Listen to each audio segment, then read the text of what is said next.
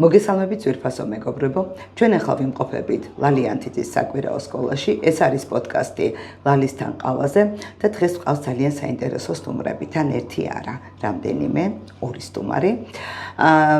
ისინი წარმოადგენენ ილიას სახელმწიფო უნივერსიტეტს და მინდა გითხრათ, რომ ამ შაბათ-კვირას ბათუმში ქართულ-ამერიკული სკოლის ბაზაზე გაიმართა ძალიან საინტერესო შეხვედრა, სადაც ილიას უნივერსიტეტმა წარმოადგინა რაღაც ერთგვარი გამოფენა გააკეთა და პრეზენტაცია გააკეთა იმისი თუ რა შესაძლებლობები აქვს ამ უნივერსიტეტს რაღაც ერთი კუთხით, როგორც მე მივხვდი საბუნებისმეტყველო მხარე იყო ძირითადად წარმოდგენილი და ტექნოლოგიები და ამ სანახაობით შთაბეჭდილება როცა მივიღე, გადავწყვიტე, რომ მომეწვია ილიას უნივერსიტეტის პროფესორები.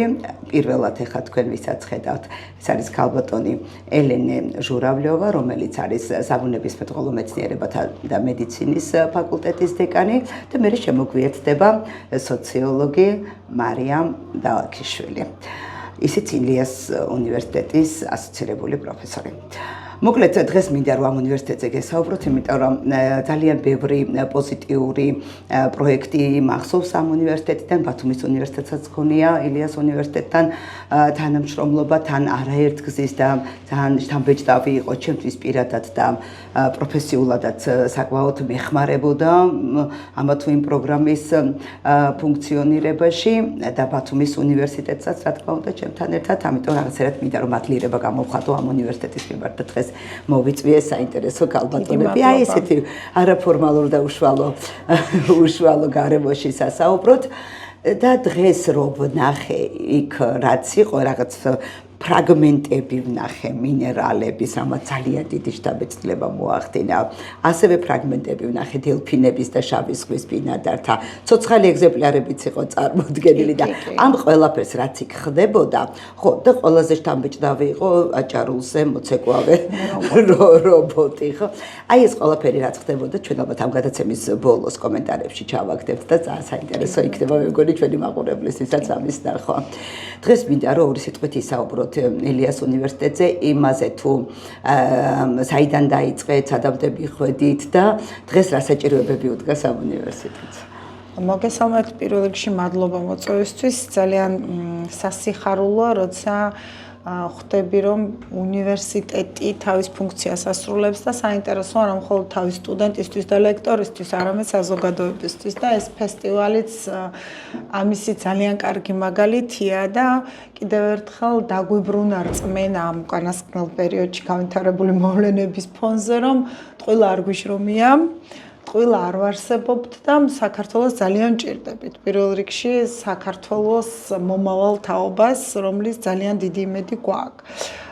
უნივერსიტეტს რაც შეეხება და თქვენ ახსენეთ, რომ საბუნებისმეტყველო მეცნიერების კუთხით უფრო მეტი აქტივობა ქონდა, რა თქმა უნდა, უნივერსიტეტი ბევრად უფრო ბევრ ასე ვთქვათ, მიმართულებას ფარავს თავისი ყოველდღიურ ცხოვრებაში. უბრალოდ ეს ვიზუალიზება ამ სფეროსი უფრო მარტივია, ხო? ნახეთ როგორ არის გაცილებით უფრო ხელმისაწვდომია ხოლმე რესურსები, თუნდაც სოციალური მიმართულებით, თუნდაც ფსიქოლოგიური, თუნდაც ბიზნესის მოქალაქისთვის, რომელიც არის ვთქვათ რეგიონში, მაგრამ ხშირად ძალიან უჭირთ და მათ შორის რეგიონის მასწავლებლებსაც, რომ შეუქმნან სწორი წარმოდგენა თუ რა არის საბუნებისმეტყველო მეცნიერებები. მონდომება ძალიან დიდია. მე ამ დღეებში რაც დავყვები ამ ფესტივალს, ისეთი დავინახე, ისეთი დიდი შრომა მასწავლებლების ჩადებული, მაგრამ ძალიან რთულია აჩვენო რეალური მეცნიერება და რეალურად ეს რა სპეციალობა. შეიძლება მოუყვე კლუბი გააკეთო, პროექტი გააკეთებინო და ეს ფესტივალი არის იმის ცოცხალი მაგალითი, რომ აი ეს სტუდენტები, ძალიან ბევრი სტუდენტი გვახლავს, დოქტორანტი გვახლავს, ახალგაზრდა მკვლევარი, რომელსაც აჩვენებ, რომ აი ეს გუშინ იყო შენნაირი და ეს არის ეს სპეციალობა, ეს არის ეს კვლევა, იმიტომ რომ ძალიან ბევრმა ადამიანმა იცის მაგალითად, რას ნიშნავს იყო სოციოლოგი ან ფსიქოლოგი, ხო? თუნდაც სკოლის მოსწავლე, მაგრამ ძალიან ცოტას ესმის რა არის, აი თქვენ ახლა დღეს რომ ნახეთ ქანები და მოგეწონათ, ხო, რა არის დედამიწის შემსწავლელი მეცნიერებები, რას ნიშნავს ეს დარგი, რა შეიძლება გამოხვიდე, რას გაზომავ, რა არის ბიოლოგი, ბიოქიმიკოსი, რა არის ეკოლოგი, რა შეიძლება შეისწავლო ამ სპეციალობებს, ტექნოლოგია, სულ ვამბობ, რომ ძალიან ხშირად არის სტერეოტიპი, რომ აი ვერ გამოხვალ გამომგონებელი, ვერ გამოხვალ ინჟინერი, აი ესე პატარა ქვეყანაში ჩვენ სად გვაქვს ეს არა, ამ დროს ძალიან ბევრი ნიჭიერი, ახლა ზუსტად მოვაყოლე ერთ-ერთ ჩვენ სტუდენტს, რომ ძალიან რთული კონკურსი მოიგო თავის ტვინის ელექტრულ აქტივობაზე დაფუძნებული თამაშის და იმის ფოკუსირების პლატფორმის შექმნაზე. ანუ ეს არის რაღაცა ხიდი, რა თქმა უნდა ვამარტივებთ, რა თქმა უნდა ყველაფერს ვერ ჩამოვიტანთ და ყველას გეპატიჟებით უნივერსიტეტში, ამასაც ძალიან ხშირად ვაკეთებ, სხვათა შორის, რომ სკოლა წერს, არა მხოლოდ, ნახეთ, სკოლა წერს, რომ ვარ მაგალითად ასეც ამის მასწავლებელი და მსურს, რომ ჩემ სკოლის მოსწავლეს გავაცნოთ, ასე შემდეგ და მოდიან რეგიონებიდან, ჩამოდიან ჩვენ სტუდენტებს რამდენიმე კლუბიც აქვს უკვე ეს ასე ვთქვათ,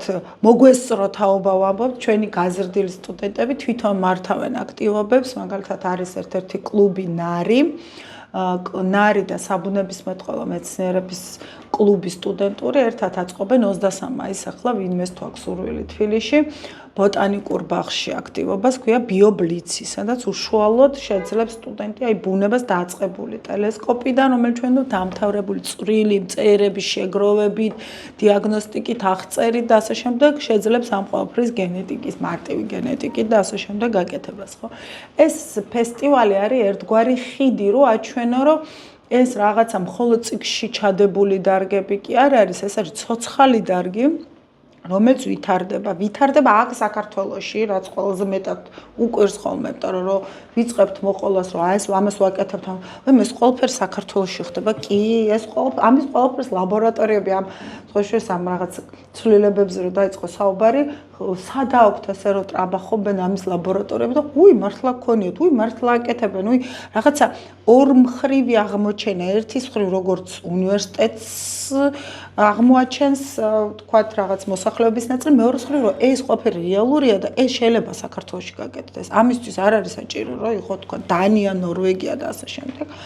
იმდენად მაღალი ინტელექტუალური პოტენციალი არის თვითონ საქართველოში, რომ თუ ამ ხალხს სწორად ვასწავლით, мотиваციას მივცემთ, ვასწავლით როგორ შეიძლება ეს თავის უნარები გამოავლინოთ, მე მგონი ძალიან დიდ წარმატებას მოუტანთ ამ ქვეყანას და ეს იყო ეს მცდელობა, რომ ხიდი აჩვენო, რომ კი, იქ სადღაც კეთდება ეს დიდი მეცნიერება და ნახე, შენც შეიძლება იყოს ამის ნაწილი და ვუყვებოდი კიდევაც ახლა, რომ შემხვედრია უკვე სტუდენტები, თუნდაც სხვა უნივერსიტეტის სტუდენტები, რომელიც იყო ერთ-ერთ ესეთ აქტივობაში ჩართული და მოუყოლია, რომ აიცით რამ ხელაზე გავლენა მოახდინა ჩემზე, მაშინ თქვენ რო გნახეთ, უნივერსიტეტი ზოგადად მე პიროვნულად არა და აი ეს რო გამაკეთებინათ, ან ეს რო გენით და ასე შემდეგ და მე მგონი ეს ძალიან გუშინაც ვუყურებდი და დღეს აი ანთებული ბავშვების ასტრონომიც გვახლავს და ერთ-ერთი ბავშვი არ მოშორდა მთელი პერიოდი, რაც მიდიოდა ეს აქტივობა, ყველაფერზე ეკითხებდა, თვითონ ძალიან ბევრი რაღაცა იცოდა და აი ეს ალბათ გვასაზრდოებს და აი ამ ცოტა ესეთი ჩვენთვის არასახარბიელო გარემოში კიდევ ერთხელ გვიბრუნებს რაღაც რწმენას, რომ ამ ქვეყანას ჭირდებით, რომ ამ ქვეყანას შეგვიძლია კიდევ უფრო მეტი სარგებელი მოუტანოთ და ამ თაობას უფრო უკეთესი მომავალი შევთავაზოთ შემდგომში, ვიდრე ახლა აქვთ. ეს ძალიან კარგია ეს თვითონ ფესტივალის იდეა, იმიტომ რომ ერთი არის როცა აბსტრაქტულად საუბრობ, მეორე არის როდესაც რაღაცა მტკიცებულებებიც გაქვს თეორიული, მაგრამ როცა ადამიანი უშუალოდ ხედავს ამას და შეეხება, ხო? აი იქ ისეთ საინტერესო ტარაკანი გყავთ. ის გამახსენდა გრეგორი საბზარი ისეთი მსუქანი და ბუთქუჩუნა იყო რომ და ძალიან ჩემთვის იყო ძალიან საინტერესო აი ამდენი ქანის ვულკანური, არავულკანური ქანების ერთად თავმოყრა იქ ძალიან კარგი სტიკერები გქონდათ იქ ძალიან კარგი ის ჰქონდათ ექსპერიმენტები ხო ცდებს ატარებდნენ იქვე სინჯარაში მიკროსკოპიც იყო ეს რაღაცა ნაწილია რობოტმა ხო იცით შტაბეცილება მოახდინა აჭარულად ცეკვა და საყვარელი 2012-დან მე მგონი დავიწყეთ და ეს რაღაც მოყვება ჯერ სამეცნიერო პიკნიკი და ვთქვით მე მგონი თუ კი საქართველოში ვინმეს ეკუთვნის მეცნიერების პოპულარიზაციისთვის რაიმე ჯილდო ეს არის ილიას უნივერსიტეტი იმიტომ რომ დავიწყეთ არანაირი არ იყო მაშინ ამ ტიპის აქტივობები და ნოლიდან ვიჯექით იმიტომ რომ ახლა ბიოქიმიკოსი რო ხარ რთულს დას ვერ გაიტან ქვეყანი მის ინსტიტუტის გარეთ და რაღაცას ვერ ჩაიტან მინდორში ასე ვთქვათ და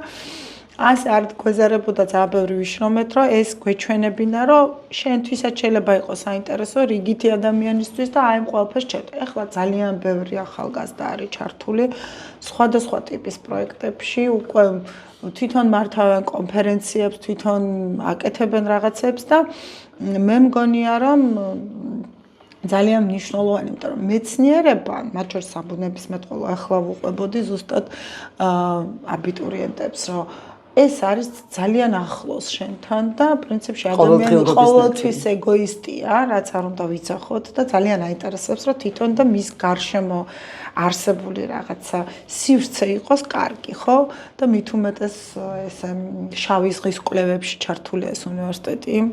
ლიდერი ძალიან ბევრ კონსორციუმში არის შავი ზღვის შესწავლის კუთხით და აი ეს რეგიონი მით უმეტეს გურია, აჭარა და ასე შემდეგ ალბათ ერთ-ერთი ყველაზე დიდი ინტერესი ამაშია რომ ზღვა აქ არის და ჩემზეც ახდენს გავლენას და მეც ვახდენ მასზე გავლენას და ასე გაქვთ იხტიოლოგიის მიმართულება არა მხოლოდ იხტიოლოგიას აი მსხვილი ძუძუმწოვრების თქვენ რაც ნახეთ დელფინები ეს სამი ვერსია თუ იყო შავ ზღვაში დღეს გავიგე კი და გვაქვს კვლევითი გემი რომელიც ფოთისპორტშია და გრიგოლეთის ბაზარი და იქიდან გადის და სწავლობენ თან ყველაზე საინტერესო რაც არის უნივერსიტეტი აძლევს ამ ხალხს ინტერდისციპლინური კვლევის ჩატარების საშუალებას. ეს არის ყველაზე მნიშვნელოვანი. აი თქვენ იქ ვისაც უყურეთ, ეს უკვე ის თაობა, რომლებსაც შეუძლიათ ერთად რაღაცის გაკეთება. დედამიწის შემსწავლელი სწავლობს, როგორ არის ეს ზღვის კერი და ასე შემდეგ, იქიდან გამომდინარე მე როგორ იცვლება ფაუნა, ფლორა და ასევე არის ჯგუფი, რომელიც სწავლობს რა ინფექციის მატარებელია, მაგალითად, როგორც გადამფრენი ფრინველი,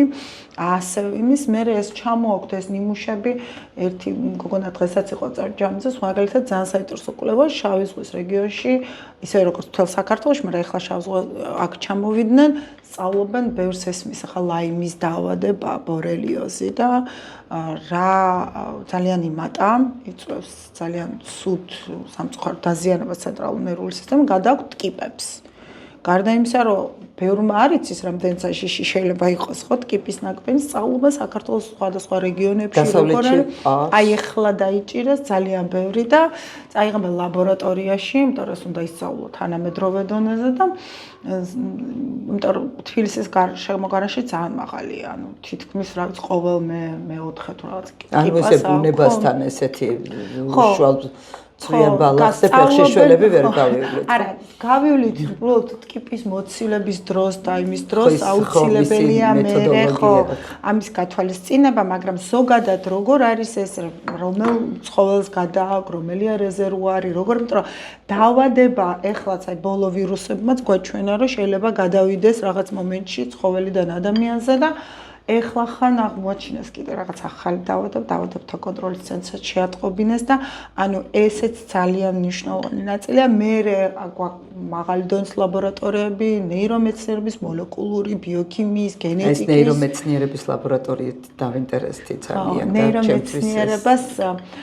საქართველოში ძალიან დიდი მეცნიერი იყო თენგიზ ონიანი, ესე კარგად მახსოვს 2003 წელს მე რო ჩავედი პირველად ჩემ პირველ კონფერენციაზე, მაშინ მითხეს შენ იმ ინსტიტუტიდან ხარო და დღემდე რაღაც მომყვება ეს სიამაყე, რომ აი ხო ხარ, ნიკო კეცხოველი-ბერტაშვილის ბევრ მეცნიერს ვიცნობთ, მაგრამ ცოტა უფრო თანამედროვე ვარიანტში და აი ეს ძილის და ღვიძლის შესწავლის ლაბორატორია და ნეირომეცნიერება და მასთან დაკავშირებული ჩვენ უბრალოდ სხვადასხვა დონეზე ვსწავლობთ ამ ნეირომეცნიერებას, ძალიან პოპულარული გახდა ბოლო პერიოდში ეს პროგრამებიც მათ და ფილოსოფოსები ხო არიან ჩართულები? იცით როგორ არის? შემეცნების ძალიან კარგია ახლა ეს რაც კონკურსი ხსნას, ძალიან ინტერდისციპლინური გახდა სამაგისტრო ფილოსოფიის ინსტიტუტი, რომელიც ასევე ლოგიკის და შემეცნების თეორიას ფილოსოფიას, ფსიქოლოგიას, მენტალური ჯანმრთელობის, ახლა არც ერთი ეს პროგრამა სამწუხაროდ არ ვიცი მისა, იმიტომ რომ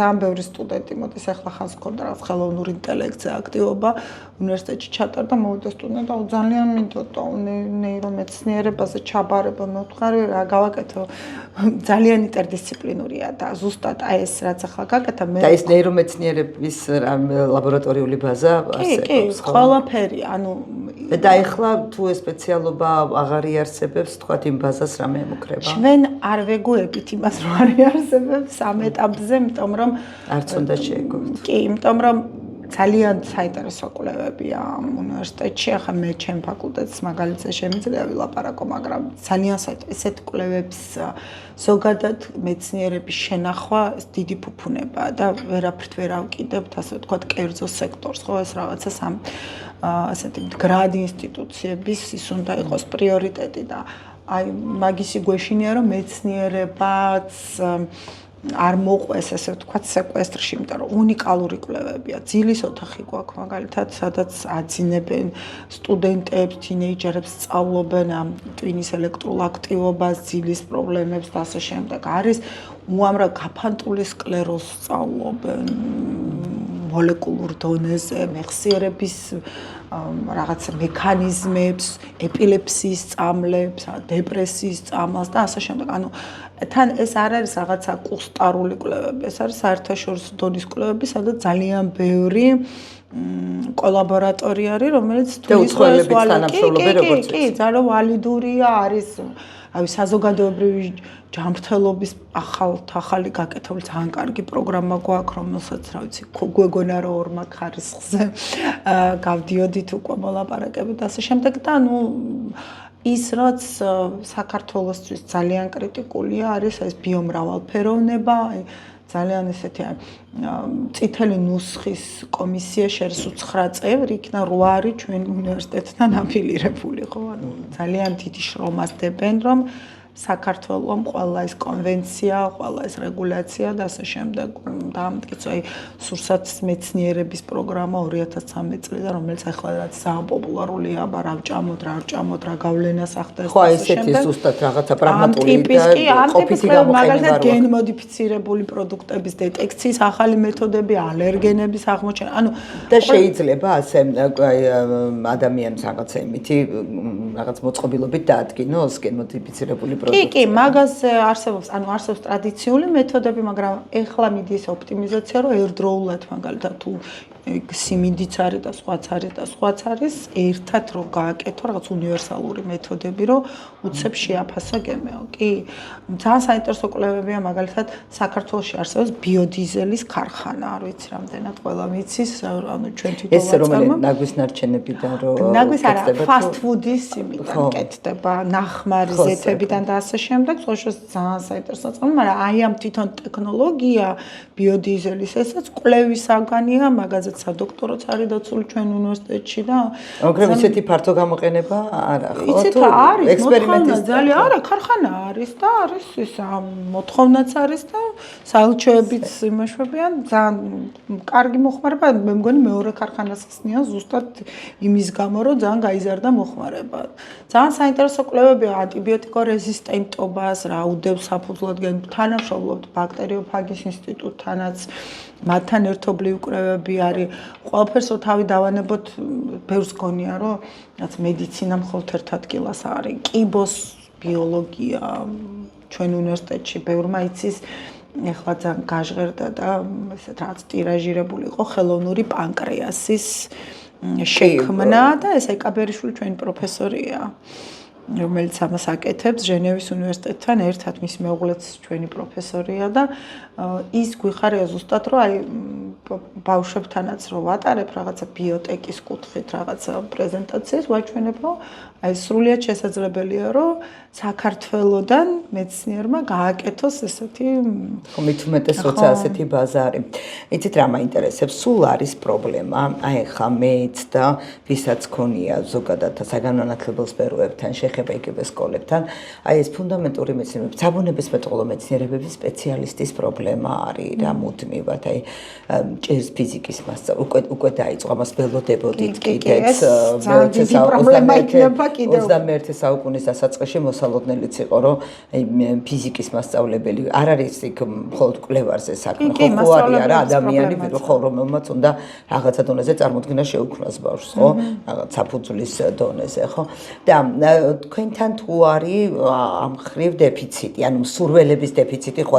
აი რა ქმნის ამ დეფიციტს, რატო გაჩნდა ასეთი? ფიზიკის პროგრამაზე ძალიან ხშირია დეფიციტი და ჩვენ ისაც არ გქონდა ძალიან დიდი მიღება, იმიტომ რომ სამწუხაროდ ნახეთ როგორ არის სკოლიდან არ მოდის ერთგვაროვანი კონტინგენტი ფიზიკა, ბიოლოგია ასე თუ ისე ხო აი რატო არ მოდის ფიზიკაზე არ მოდის ერთგვაროვანი კონტინგენტი ვიღაცა შეიძლება მოვიდეს რაღაც სპეციალიზებული სკოლიდან ვიღაცა რიგითი სკოლიდან ძალიან დიდია მათ შორის სხვაობა სამწუხაროდ და სულ აყვავდათ 15 წელს 20 სტუდენტზე გვაქვს მიღება და ასეთი ინდივიდუალური ის გვაქვს 15-20 სტუდენტი ცოტა არ არის. ხო, თვით ინდივიდუალურად, აი მე მივხვდეთ იმის რომ ბიოლოგი ვარ, სულ მეუბნება რომ ყველაზე პირად იცი ყველა ფიზიკის სტუდენტი, იმიტომ რომ იმდენად გვინდა რომ ეს ნაწილი ხო, აი როგორ გითხრათ, ძალიან ბევრი დარგი, აი ამ ფესტივალის ერთ-ერთი ფორმატი რატო შევარჩიეთ ამაზე, რომ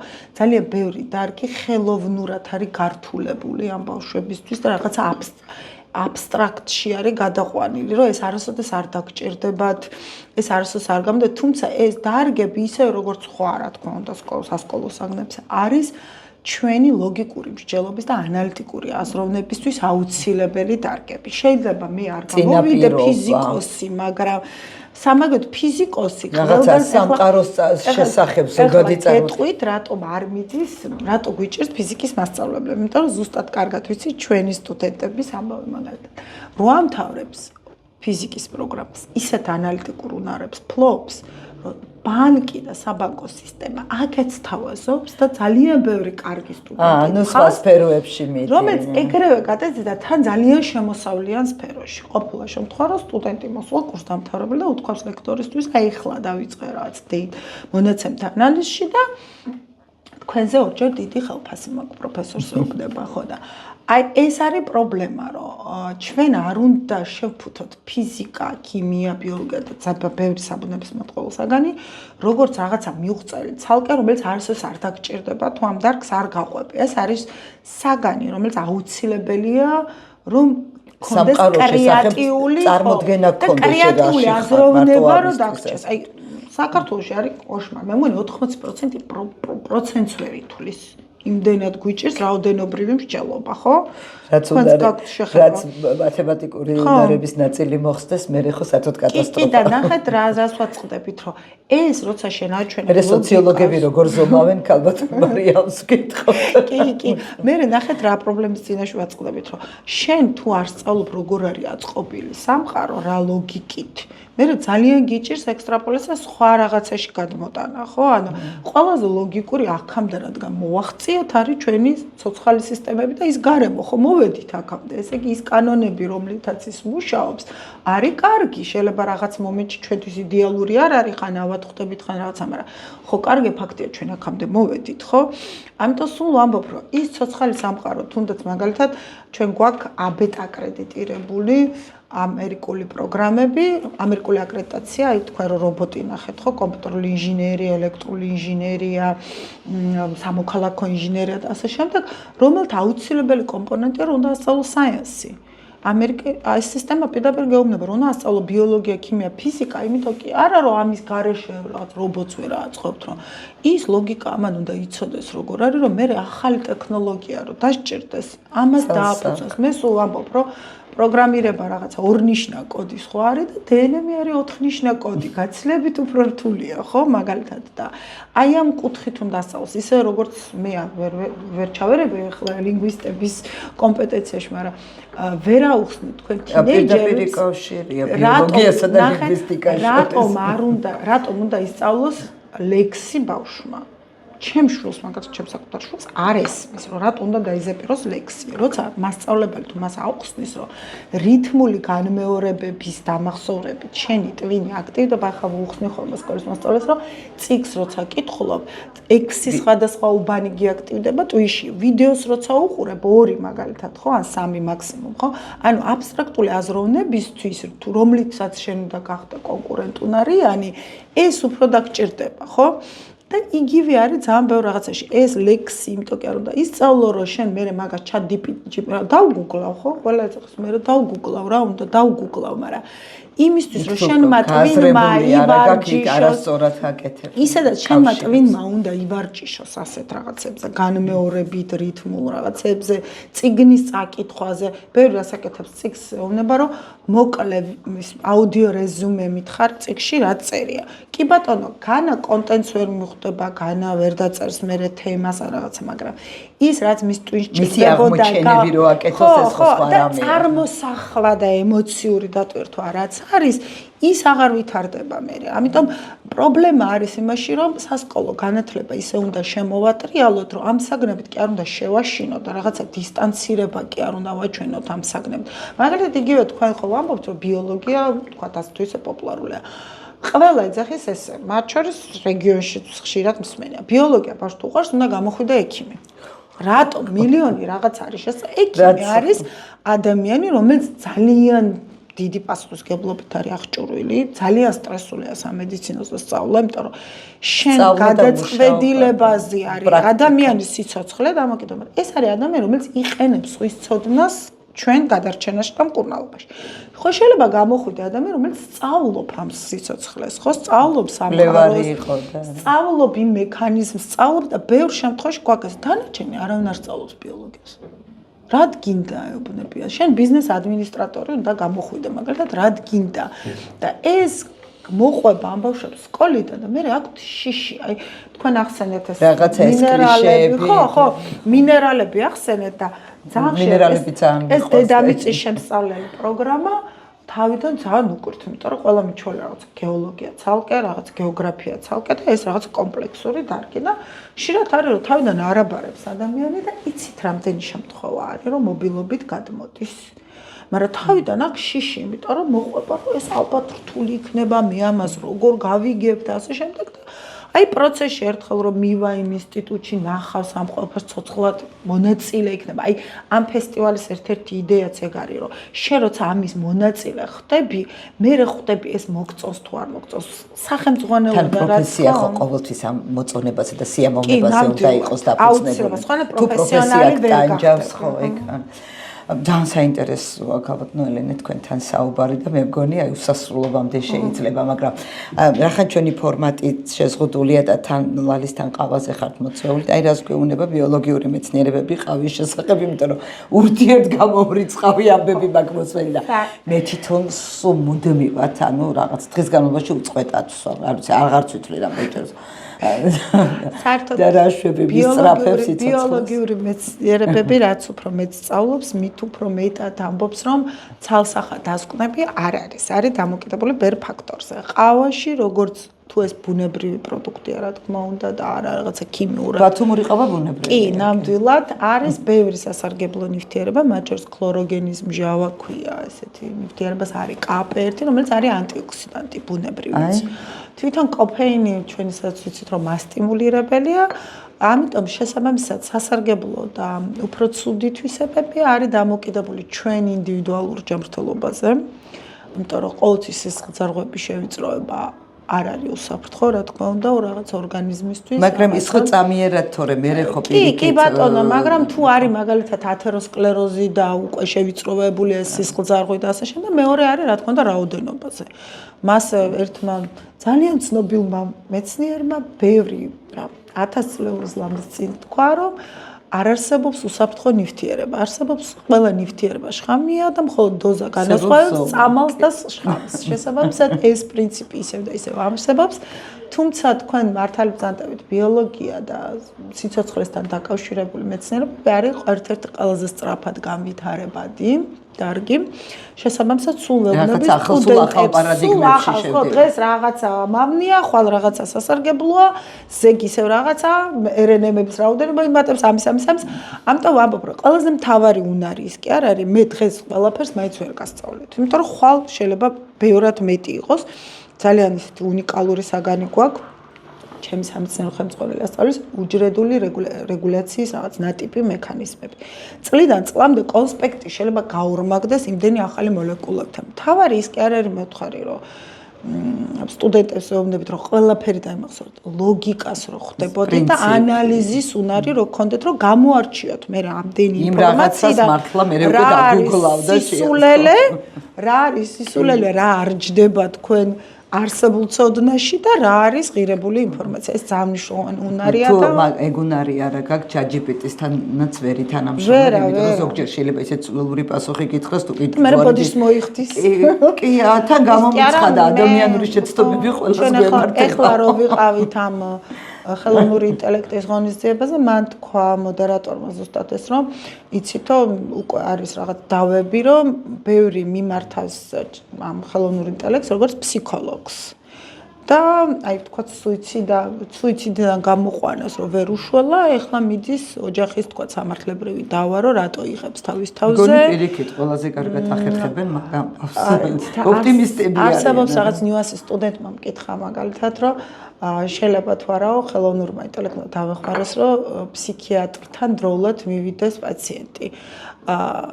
ბევრს ხო აქვს შიში და კლიშე ამ ფსიქიკური ჯანმრთელობის დარღვევებზე და მაინც არის რაღაცა კომპონენტი, რომელსაც ვერ ითვალისწინებს ჯერჯერობით. მე სულ ყოველთვის ვამბობ ჯერჯერობით ხელოვნური ინტელექტი. თვითონაც იზრდება.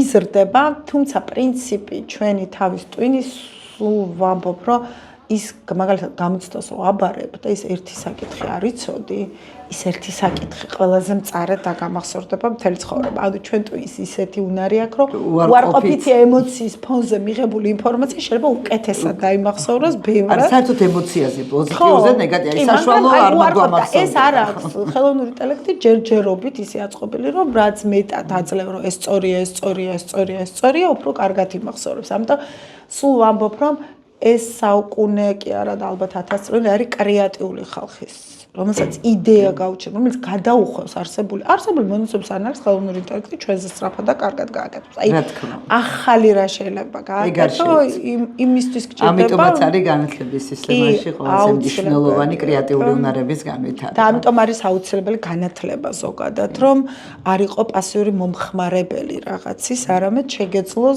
ცოტათი შენი და სხვისი ცხოვრების გაუმჯობესება. ჩვენ საკვირაო სკოლა ზუსტად მაგ მიზნით შეიქმნა, რომ რაღაცა ისეთი გაგვეკეთებია არაფორმალური, რომ ადამიანებს აი ეგ დაეჭირა, რომ აი ტვინი როგორ უნდა ამუშაოს, რომ რაღაცა ძალიან მნიშვნელოვანია პატარა ასაკიდან, იმიტომ რომ არ დამოწყება არსოდეს ეს კვლევა ინგლისელმა კოლეგებმა გითხრას, რომ 5 წლის ასაკში რომ შემოწმეს ბავშვს კრეატიულობის უნარი ბევრად უფრო მაღალია, ვიდრე იქაც კი ინგლისში სკოლის დამთავრების შემდეგ. ანუ ეს არ უნდა ჩავხშოთ ბავშვებს, რომ აი მე პირადად მაქვს ექსპერიმენტი ჩატარებული და მეოთხე კლასელები უფრო კარგად აკეთებენ ზოგადი უნარების ტესტებს მაგისტრებისას, ვიდრე მაგისტრის სამაგისტრო ასაკის ადამიანები. ხო, ეგ არ არის შორს რეალობისკენ ეკაბა.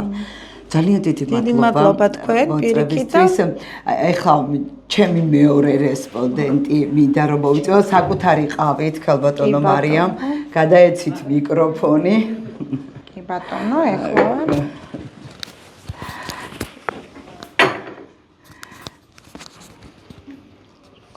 შეგეკარგე.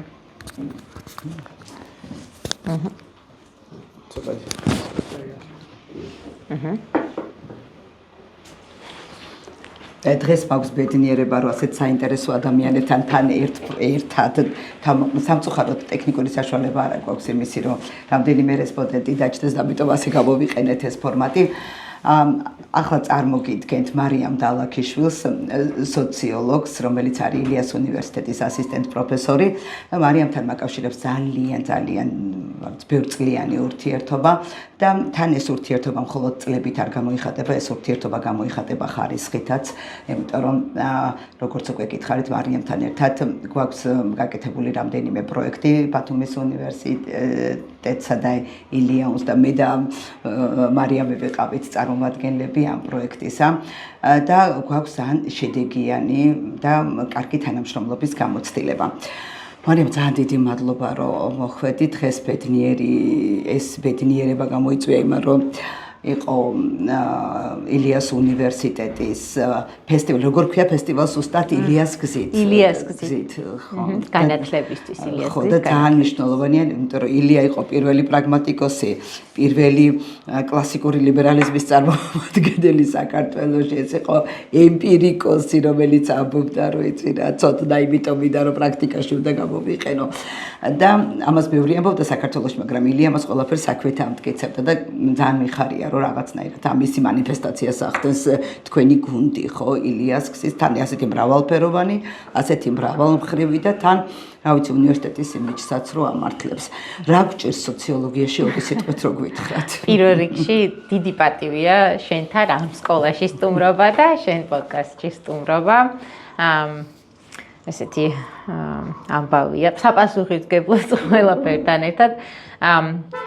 ბათუმი და ვთქვათ, აქაურობა ჩემთვის ძალიან საყვარელი და საინტერესოა პროფესიულადაც და შენ ახსენე ჩვენი ერთობლივი სამუშაოებიც მათ შორის, რაც ვფიქრობ, რომ არანაკლებ ასახავს იმას, როგორ შეიძლება ან რა წვლილი შეიძლება შეჰქონდეს საუნივერსიტეტო ცოდნას საზოგადოების შესახებ ცოდნის შექმნის პროცესში და ამ ცოდნის, რომელიც იქმნება უნივერსიტეტში, ხალხში გატანაში, აი ამას ვცდილობთ ჩვენ ერთად და ვფიქრობ, რომ ეს დღესაც რომ ნახე ჩვენი პროექტის მონაწილე ბავშვები, იქ ძალიან გულის ამაჭუყებელი და ესეთი იყო. აი შენ ძალიან მნიშვნელოვანი რაღაც თქვი, რომ აი ილია ჭავჭავაძე რას ცდილობდა და წერა-კითხვის გამავრცელებელი საზოგადოების წარმომადგენლები ცდილობდნენ, რომ ეს ცოდნა გაიხადათ ხელმისაწვდომი და საყოველთაო და ეს ცოდნა არ ყოფილიყო ჩაკეტილი კედლებში და ჩვენც ვცდილობთ, რომ ძალიან მნიშვნელოვანი ცოდნა შეიქმნას, მაგრამ ეს ცოდნა უნდა გადაიცეს და უნდა გავრცელდეს და ეს არის უნივერსიტეტის ყველაზე ესეთი მნიშვნელოვანი მისია, ხო? და აი ხა ყავაზე ვსაუბრობდით და ყავაზე ვარ სტუმრადაც და ვფიქრობდი ელენე რომ საუბრობდა, რომ ყავა მხოლოდ ნივთიერება არ არის, ჩემი სოციოლოგიური პერსპექტივიდან და ეს არის ურთიერთობის ფორმა, ბათუმური ყავა, კი ბატონო, ბათუმური ყავა არის ამ ქალაქის, ზღვისპირა ქალაქის რაღაც რიტუალი, ურთიერთობის ფორმა და ასე შემდეგ, ამიტომ ცოდნები არსებობს განსხვავებული და ეს მეცნიერება და ცნობის მოყვარება ჩვენ გვეხმარება არა მხოლოდ აი გარემოს შესწავლაში, არამედ საკუთარი თავის შესწავლაში, დანახვაში, და იმ გადაწყვეტების მოფიქრებაში, რაც შეიძლება იყოს საზოგადოებისთვის სარგებლის მომტანი, ხო? აი ესე სოციოლოგიის პროგრამა არის ერთ-ერთი პროგრამა, რომელსაც ჩვენ წელს მიღება არ გვაქვს, თუმცა ამ პროგრამაზეც მომავალ წელს მე ვფიქრობ, ჩვენ უნდა გქონდეს აუცილებლად მიღება. და ის ხო, და ჩვენ ვცდილობთ შევქმნათ ეს ცოდნები და ეს ცოდნა გავხადოთ ხელმისაწვდომი ამაზე გავამახვილებ ყურადღებას და მაგალითად რო ვუყურებდი ამ ბავშვებს ფესტივალზე, ხო, ძალიან ბევრ ლოკაციაზე ვიყავი მეც ამ ფესტივალის ფარგლებში, გურიაშიც ვიყავით, მანამდე ყვარელში ვიყავი, გორში ვიყავი და ეს ძალიან საინტერესო არა მხოლოდ ის, რომ ეს არის აღმოჩენა სკოლის მოსწავლეებისთვის, არამედ არის თავად ჩვენი სტუდენტებისთვისაც, რომლებიც ესე აქტიურად არიან ამ ცოდნის გადაცემის პროცესში, თითქოს თავისი პროფესია ამ ადამიანებმა კიდე ერთხელ აღმოაჩინეს, როგორც ცოდნის გადამცემების ამ სტუდენტებს რომ ყურებდი, აი იქ რაღაცა ტრიუქს რო ჩაატარებდნენ თავისებს, ის საკუთარი თავით კმაყოფილება რო ეწერათ სახეზე და აი ამას პროფესიულ კმაყოფილებას რო ადამიანი დაიჭერს, ეს არის ყველაზე მაგარი. აი ამას თუ გააკეთებს უნივერსიტეტი, მე უკვე აღარაფერი აღარ გააჩერებს იმ ბავშვს, ვინც ასეთ აზროვნების, ასეთ წყობას მოწყობს. რაღაცნაირად ის წრე იკვრება, ხო? ანუ აი ადამიანებიც, რომლებიც პროფესიაში არა მხოლოდ შედიან, არამედ აი საზოგადოებასაც ეხებიან და ეს კი შთაგონების ის მოაქვთ იქიდან, მე ამას ატრიალებენ ამ ცოდნაში და ასე შემდეგ, ხო?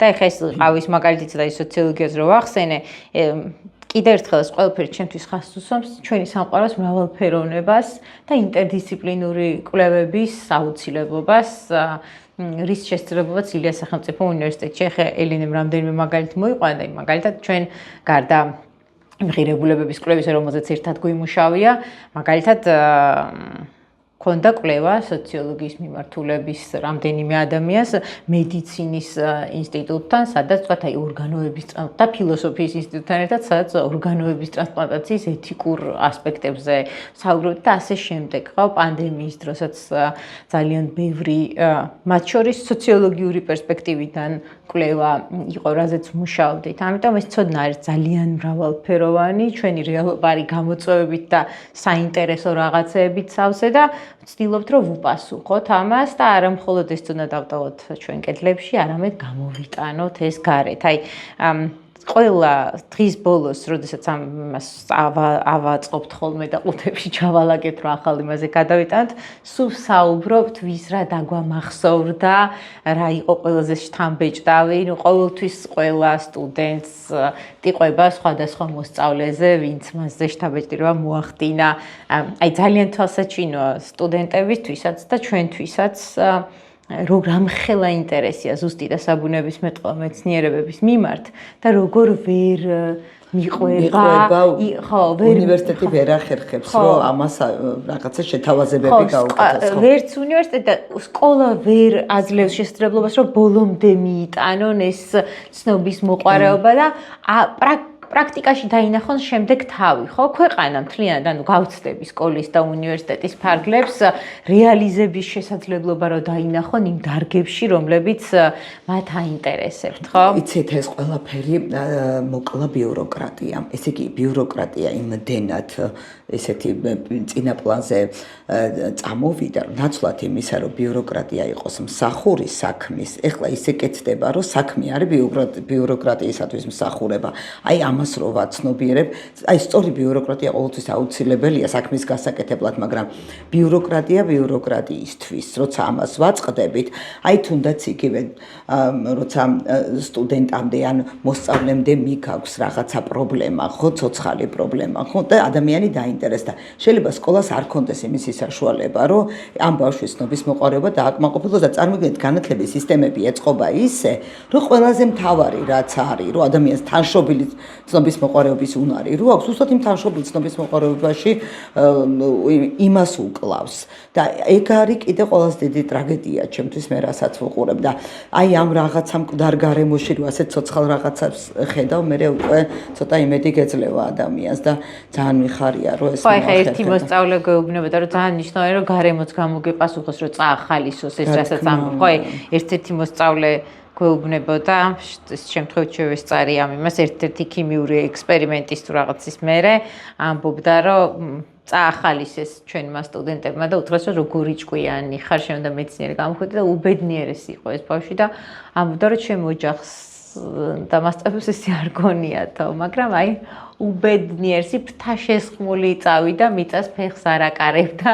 იქიდან, ხო, მე არ მგონია, რომ ამ ბავშვს ახლა მომავალში რამემ ეს ინტერესი ჩაუკლას. უბრალოდ ნუ რისკი არის, ამიტომ გარემო არის ძალიან მნიშვნელოვანი და კიდე ერთი, აი ეს მინდა რომ გამოყვა ერთია, ვთქვათ, აი რამდენად უვითარებს ამ ინტერესს და ანარჩუნებინებს და მეორეა სახელმწიფო რამდენად უზრუნველყოფს ისეთ გარემოს, რომ მე დავინახო, რომ კაი მე თუ მაინც გადავდებ თავს და ამას ვისწავლი, რამდენად შევძლებ, რომ მე ვიმუშაო. ხაო. თუნდაც იგივე უნივერსიტეტები რამდენად დარჩება ისეთი სივრცე, სადაც ხო, ესე ვერ ვიტყვით. ეს აი პროფესიის, ესე იგი, პროფესიის არჩევა და მოლოდინების გამართლების რაღაც კორელაცია თუ არსებობს? არა, მე ვფიქრობ, რომ საქართველოში ეს ტიპის კვლევა არ არის ჩატარებული და თუმცა ნუ რა თქმა უნდა ეს ისეთი, ანუ ასე მრავალმხრივი პრობლემაა. კიდევ ერთხელ ვამბობ, რომ სკოლები სათანადო ხელმისაწვდომობას ყველანაირი ტიპის ცოდნის ვერ უზრუნველყოფს, იგივე აი ჩემს საყვარელ რაჭაში შემიძლია გავიხსენო სკოლები, სადაც ყველა საგნის მასწავლებელი არ ყავთ, შემიძლია გავიხსენო ეთნიკური უმცირესობებით დასახლებული ადგილები საქართველოში, სადაც სახელმწიფო ვერ უზრუნველყოფს ქართული ენის სწავლებას. ეს არიან ძალიან ნიჭიერი, ძალიან ცნობის მოყვარე, ცოდნის წადილით ახსილი ბავშვები ჩვენთან ძალიან ხშირად აბარებენ ხოლმე 1+4 პროგრამაზე და აი ეს მეორე მშობლიური ენა რო მეორე ენა რო ქართული. ერთი წელს რო ქართულს ვასწავლით და შემდეგ რო პროფესიულ. მე ვიცი, მეც გადავკვეთილ ვარ ეგეთ ადამიანებთან და აქვს რაღაც ანთებული პატრიოტიზმი, ისეთი ისა მაქვს შეგრძნობილი მათი მხრიდან, რომ ისეთი დიდი სურვილი აქვთ, რომ ენა იცოდნენ და თან ხედავენ, რომ აი თქვათ მათ თემში, ვინც ენა იცის, ისინი ყველა წარმატებულები არიან და პირდაპირ კავშირს ხედავენ ენის ცოდნასა და მათი წარმატების ხარისხს შორის. ამიტომ აი თქვათ შესაბამისად ძალიან რთულია, რომ აი მაგალითად ყოლია სტუდენტი, რომელსაც სხვა მიმართულებით ნდობია სწავლის გაგრძელება, მაგალითად სოციოლოგიაზე მყავდა ერთი სტუდენტი, რომელიც ძალიან ისე დამამახსოვდა, რომ მითხრა, რომ უბრალოდ ჩავწერე სოციოლოგია, რადგან მედიცინაზე მინდოდა ძალიან სწავლდა, ჩემი ოჯახი ვერ დააფინანსებდა, ზუსტად ვიცოდი ამდენი წელი თბილისში ჩემ ცხოვრებას და უბრალოდ გავთვალე სამ პროფესიას შორის და ესე მოხდა სოციოლოგია ჩემს იმაში, ხო და მართლაც გუწრფად ძალიან ვცდილობდი, რომ მისთვის ეს არჩევანი საინტერესო ყოფილიყო, იმიტომ რომ აი ამიტომ ვამბობ, რომ ერთია მოლოდინის და მერე გარემო როგორ გიპასუხოს, მაგრამ თან ჩვენ ძალიან არ სტაბილურ გარემოში ვცხოვრობთ და მე ის ხო არ არის აუცილებელი, რომ მაინცა და მაინც ამ პროფესიით იმუშაოს, ის სკილები, რასაც ეს პროფესია აძლევს, ის ხო იმდენად ზოგადია, რომ თუ არამეებში. რა თქმა უნდა და სულ ამას იმეშვებოდი, რომ ყოველთვის შეგიძლია, რომ მედიცინის სოციოლოგია იკვლიო და როდესაც გეგმავდით ხოლმე მის აი სემესტრის ბოლოს ნაშრომსაც უნდა გაეკეთებინო, სულ აი რაღაც სამედიცინო თემატიკის გარშემო ვაკეთებთ, ხო? ანუ ჩვენი სამყარო არის ძალიან ინტერდისციპლინური და ძალიან საინტერესო და აი გარდა ხო კიდე ერთი თემა რაც ამბობდით ეს რაოდენობრივი ასპექტებისა, ხო? ჩვენ შეგვიძლია ჩვენი სამყარო დავთვალოთ და გავზომოთ და ასე შეგვიძლია ავხსნათ და გავიგოთ და საერთოდ შეგვიძლია რომ ეს ორივე ერთად გავაკეთოთ სხვადასხვა მიმართულებიდან და აი ეს ყავის მაგალითი უბრალოდ იმგონია რომ ძალიან კარგია რომ აი თქვათ რაღაცა კოფეინის სარგებლობაზე მეორე მხრივ ურთიერთობის ფორმაზე რომელიც ჩვენ შეგვიძლია ამ ყავით ხო ანუ ეს ბათუმში რო ყავა ყოველთვის სხვანაირია ანუ ეს ხო ყავა შეიძლება ერთ და იგივე იყოს მაგრამ აი გემოვანი იმითიც კი შეიძლება სხვანაირად განიცდებოდეს და თან სოციალურია, თან რაღაცა სომატურია ეს ამბავი. ყველაზე სოციალური სასმელია და მე ახსოვს მეგობრებთან ერთად აი ეს რამ შეხვდები, რა უნდა ქნახა, ყავა უნდა დალიო და მე რა ვქენით, ისეთი პატარა სათითურებივით ის ვიყიდეთ ფინჯნები, ყველამ და დავარქვით გადასარჩენი, რომ იმდენჯერ გვინდებოდა ეს ურთიერთობა, რომ იქნებ ცოცხლები დამჭედო და პატარა ფინჯნებით რო დაგველიო. ძალიან დიდი მადლობა მარია მოსვლისთვის ელენესაც ძალიან დიდ მადლობას ვუხდი მგონია რომ საინტერესო იყო ჩვენი მაყურებლისთვისაც და მინდა რომ ის რასაც მე ვგრძნობ როგორც ბათუმის უნივერსიტეტის პროფესორი აი ილიაუნისგან აი მუდმივ დახმარებას მარტო ჩვენი თანამშრომლობა არა აი იყო როცა მოდლის პროგრამას გავდიოდით აი მაშინაც ანუ უამრავი პროგრამაში არც მინდა ჩამოთვლა იმიტომ რომ შეიძლება რაღაც დამავიწყდეს უამრავი პროგრამა იყო ისეთი რომლის ფარგლებშიც ილიას უნივერსიტეტის პროფესორები ჩვენი კოლეგები აი რაღაც მუდმივ თანამშრომლობაში ვიყავით და ჩემთვის ყოველთვის ძვირფასი იყო ეს თანამშრომლობა იმიტომ რომ რაღაც სიახლის გვაძლევდა ყოველთვის კონფერენციებში მეგვიღია ერთდროულად მონაწილეობა და არ დამავიწყდება ერთ-ერთი თქვენი უნივერსიტეტის ფსიქოლოგიის მიმართულების პროფესორმა ისეთი კარგი ის მომცა ჩემი კვლევისთვის იმპულსები და ბოლოს ავიცი მე თვითონაც გამოვიყენე პრაქტიკულად ჩემს მოსწავლეებთან ურთიერთობაში. მოკლედ ეს არის ძალიან მნიშვნელოვანი და ძალიან აუცილებელი, რომ და გადავიკვეთოთ და უნივერსიტეტი ყოველთვის ინტერდისციპლინური. ამიტომ არ მოწონს ერთი ფაკულტეტი, ერთი ქალაქის იდეას. ხო რაღაცაად ვერ ვეგუები. იმედი მაქვს, რომ რაღაცა ჩვენი ურთიერთობები და პირადი მაინც გაარღვევს, ხო, ამ რაღაცას და ხო არ დარჩა რაიმე ისეთი რომ გინდა რომ თქვა პირველ რიგში კიდევ ერთხელ ძალიან დიდი მადლობა მოწვევისთვის და ალბათ აბიტურიენტებს მინდა უსურვოს ითამამე რომ ეძებონ თავისთვის საინტერესო საქმე და იცოდნენ რომ ის რომ ბაკალავრიატში რაღაცას აირჩევა არ ნიშნავს რომ აუცილებლად ამას უნდა გაყვე ან აი როგორც შენ თქვი ეს სკილები ჩვენ შეიძლება სხვადასხვა მიმართულებით გამოვიყენოთ და არ შეეშინდეთ ინტერდისციპლინური ცოდნის, იმიტომ რომ ეს არის ყველაზე საინტერესო ცოდნა, რაც ჩვენ ახალისებს ჩვენ ყოველდღიურობას და ქმნის და დიდი თანამედროვე ადამიანი წარმოუდგენელია მხოლოდ ერთ მიმართულებაში ჩაკეტილი გამძლე წარმატებებით ლევანდელ აბიტურიენტებს. აი მეც უსურვებ ილიას უნივერსიტეტის მომავალ სტუდენტებს წარმატებას და ეჭვი არ მეპარება რომ თავიანთ ადგილს იპოვიან და საკუთარ სიტყვას იტყვიან ქართულ მეცნიერებაში, იმიტომ რომ რაც მე დღეს ვნახე, იმითი ვარ ძალიან შთაგონებული. დიდი მადლობა, ეს იყო პოდკასტი ლალისთან ყავაზე და დღეს ჩემი სტუმრები იყვნენ ილიას უნივერსიტეტის პროფესორები ქალბატონი ელენე ჟურავლიოვა და მარიამ ტალაკიშვილი. მადლობა.